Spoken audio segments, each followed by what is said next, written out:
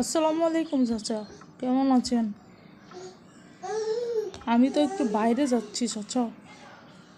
ভালো আছেন তো চাচা? হঠাৎ করে আমার বাড়িতে কিছু বলবেন নাকি চাচা? আরে, ওয়ালাইকুম আসসালাম। হ্যাঁ ভাতিজা, আমি একটু একটা কথা বলার জন্য তোমার কাছে এসেছিলাম ভাতিজা। এখন তুমি তো বাইরে যাচ্ছ। আচ্ছা ঠিক আছে, আরও অন্য একদিন আসবো। আরে না না চাচা, সমস্যা নেই, আপনি বলেন, আপনি কি বলতে এসেছেন, আমি শুনতে পারবো। বলেন বলেন, কি বলবেন?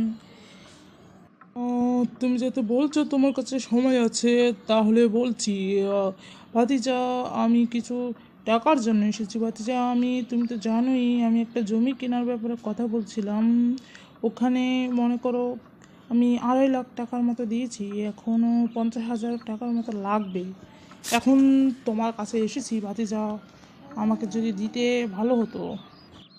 তাহলে ঠিক আছে বাবা, তুমি যেহেতু বলছো 2-4 দিন লাগবে, এখন সমস্যা নেই, তুমি আসার পরে দিও চাচা।